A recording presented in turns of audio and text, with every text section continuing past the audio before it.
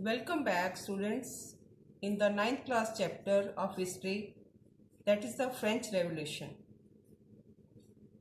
In this chapter, today we are going to learn about the Reign of Terror.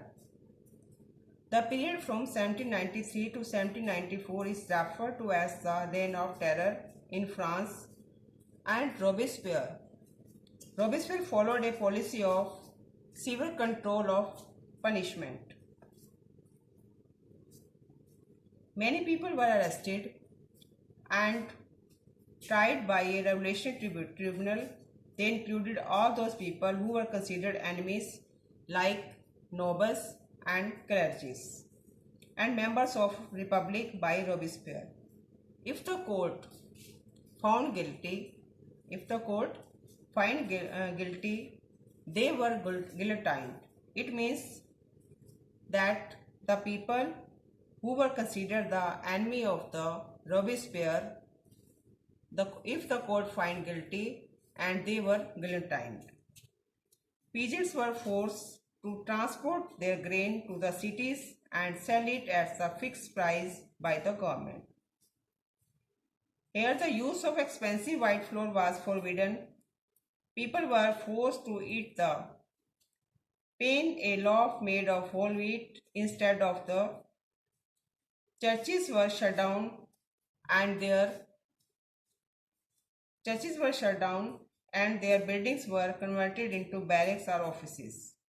So in this way, Robespierre became a virtual dictator of France. Due to his hard policies, his supporters left him in the end, and he was finally convicted by a court and guillotined in July 1794. In this way, students, we have seen that the Robespierre kingdom was the reign of the terror in the France. His policies were like this, that he collected all the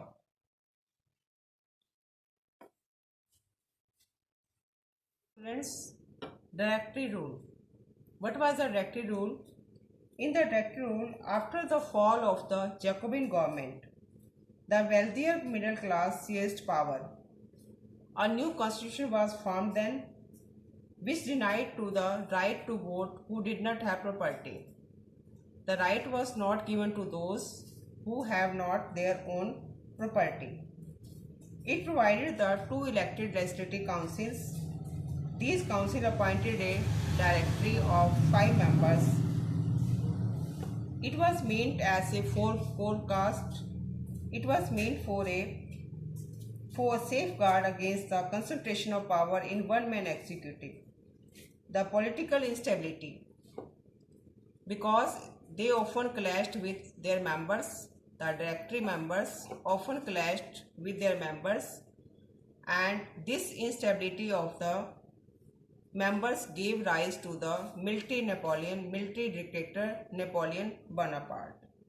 So the ideals of freedom, equality and fraternity remained inspiring ideas that motivated political movements for France and the rest of the Europe. Thank you.